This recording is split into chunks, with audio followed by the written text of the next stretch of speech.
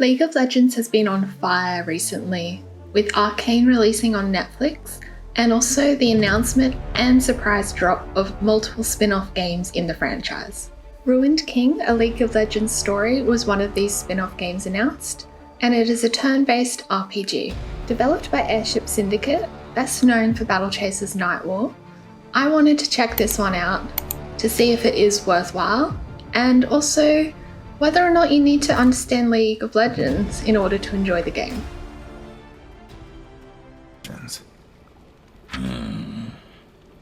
What about stories?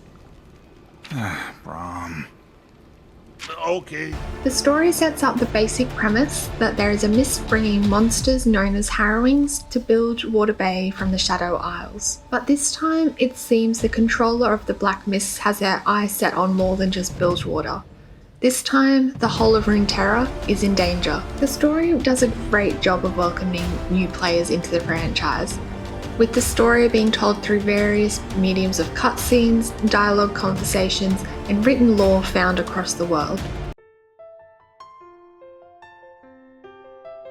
The game follows a mostly linear storyline with the occasional side quest. During the game, you play as one or more of the 6 available champions. On the overworld map, you can switch between the character you are controlling. There is also a run option to increase movement speed, however it's a barely noticeable difference from the walking speed. It is important to make use of the scan feature during the game. This highlights all interactable objects and NPCs in an area directly surrounding your character. It helps so you don't miss any treasure, as a couple of the chests are obscured from vision, which is due to the fixed camera angle while exploring. The combat reminded me a lot of Earthlock, except instead of different stances, you have different lanes you can attack in. And yet, in saying that, the take on combat still felt new and fresh. So how does this combat system work? Let me explain. You have a lineup of 3 champions, each with their own different battle style. For example, Braum favours protection, while Yasuo is a fast DPS type. During combat, you can choose an immediate attack or skill, or you can use a skill that utilises mana, and this is where you decide to change it up and utilise the different lanes. Now there are 3 types of lanes. The first being speed, which weakens damage but allows for a faster attack time. Power, which greatly increases damage but at the expense of speed. And the balance lane, which sits right in the middle of the 2.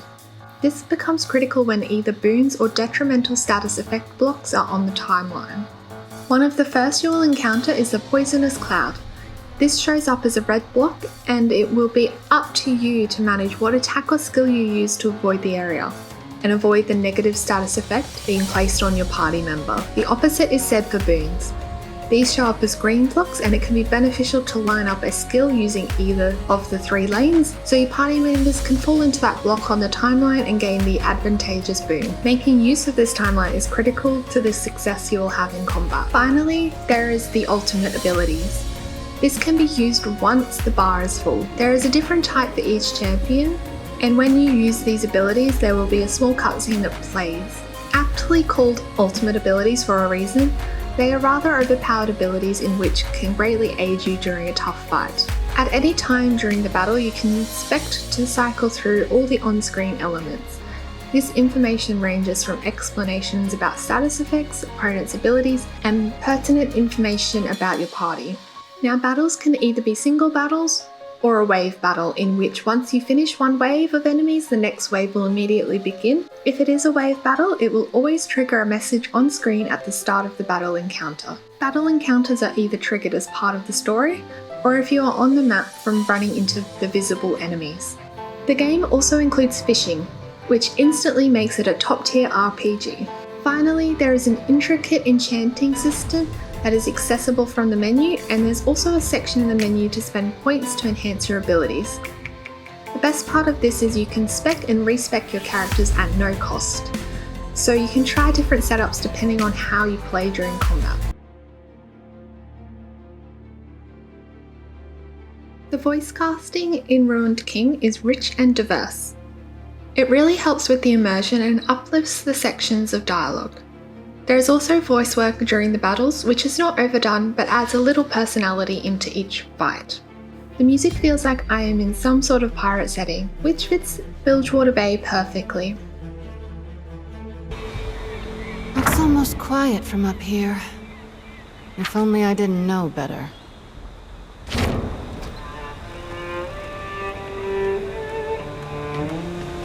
Good morning, Captain.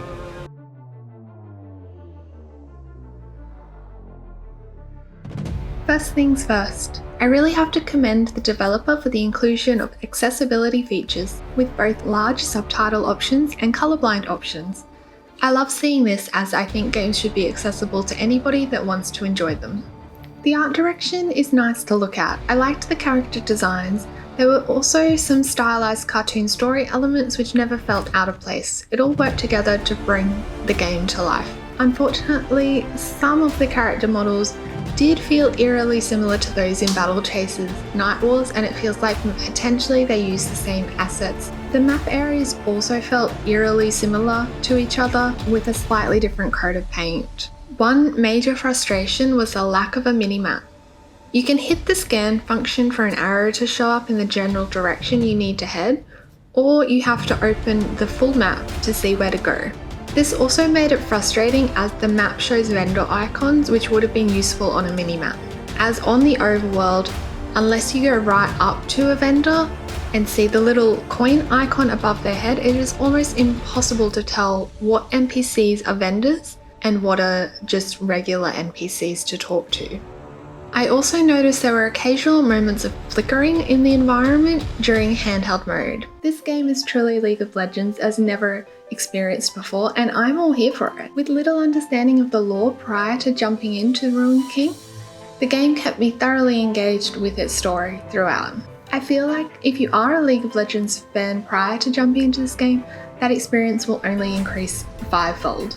So to answer the question, do you need to understand League of Legends to enjoy Ruined King, the League of Legends story? And my take on this is no.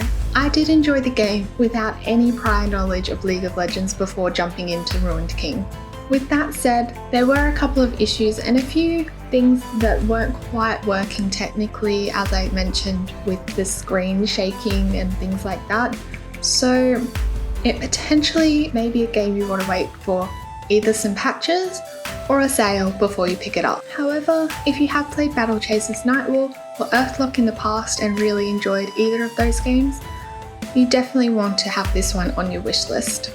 And with that, you've made it to the end of my review. Thank you so much for all your support and for watching. Don't forget to subscribe if you're not already, and I'll see you in the next one. Bye bye.